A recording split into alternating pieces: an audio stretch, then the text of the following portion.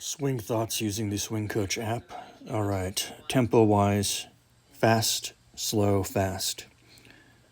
I want to start the swing quickly and then die into transition and then fast through the downswing. Now on the backswing at P2, I want that club to go directly through the hands.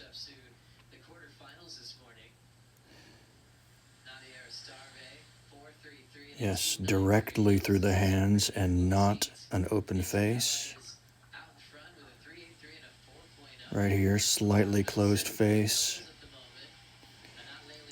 I'm fine with being just a bit steep on the backswing.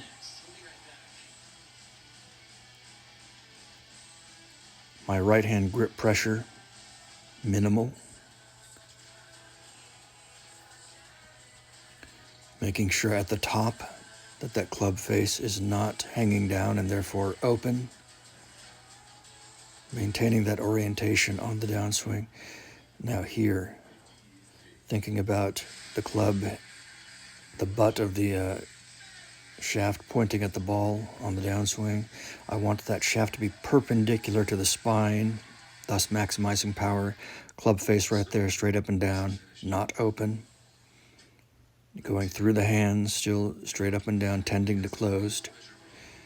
Sufficient rotation, letting that right heel come off the ground through the swing, thereby facilitating hip turn.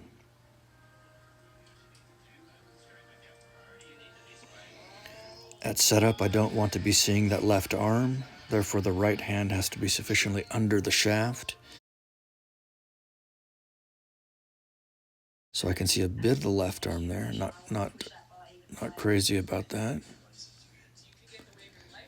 In order to keep the head from rising through the swing, pressure shift. All right, I want to shift weight onto the lead side without sliding. Therefore, pressure shift and rotation.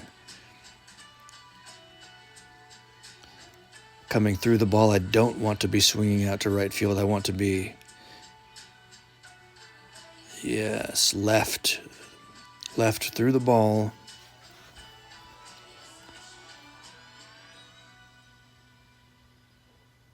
Okay, through the hands, yes. What other swing thoughts am I omitting? I want to be looking straight down at the ball, not down as if I'm looking through bifocals. Thinking about incorporating a slight anticipatory head turn like Jack Nicklaus and Ben Hogan. Haven't incorporated that yet. Right knee flexion. Yes, not letting that right knee hyperextend on the backswing. Maintaining right knee flexion throughout. Now it might get a little more extended on the backswing, but never fully extended. Flexion is always maintained. As far as avoiding early extension, exchanging one butt cheek for the other. Pool noodle as the reference point.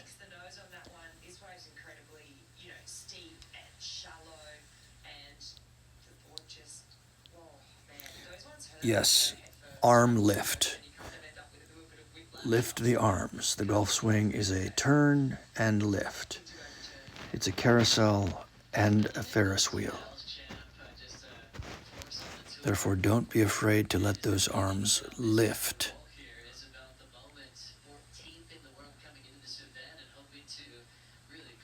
Feel like pointing the butt of the shaft at the ball through the downswing.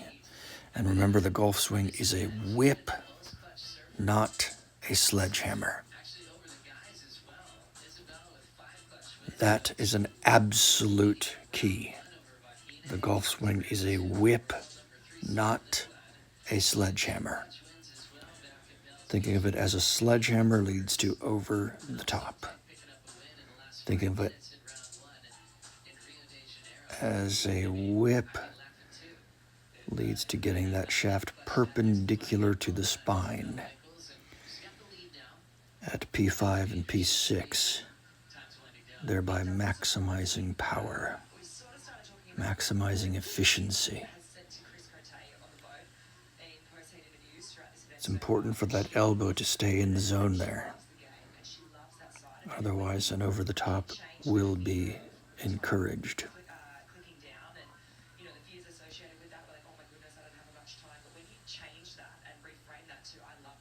Okay, yes, through the hands, not open. Tempo, fast, slow into transition, and then kinetic sequence, allowing the lower body to lead, the upper body and the arms following.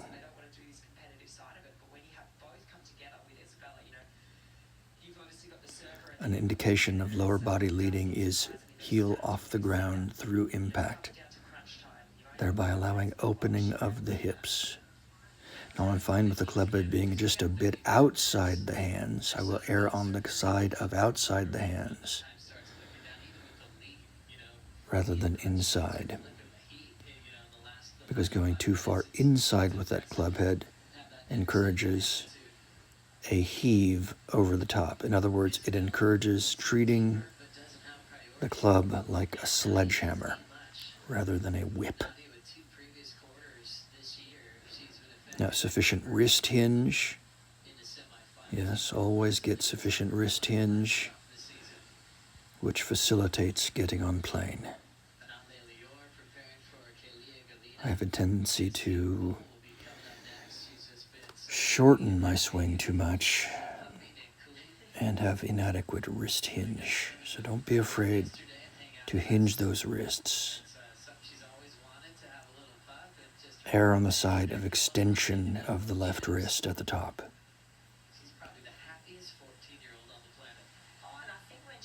While on the downswing, closing the face, which is a feel as if the top of the left hand is pointing more towards the ground of the downswing, and then crunch into the ball.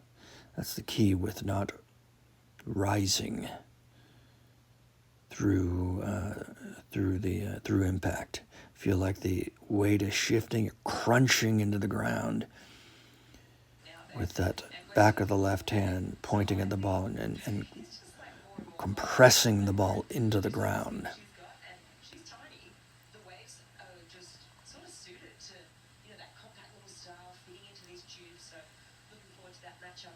Crunching into the ground, compressing the ball into the ground. That is absolutely key. And last but definitely not least, width. Never forget about width in the power game. Get those hands as far away from the head as possible. Never let that right arm collapse in the power game. That leads to disaster and power loss. Now, do that width while achieving adequate wrist hinge. Width without wrist hinge can be a problem, but width with good wrist hinge is a magic formula in the power game. I'm tempted to say it solves all. On this particular swing, I'm not thrilled with the width. I wasn't thinking about it, and I tend to forget that all too easily. So don't forget width in the power game.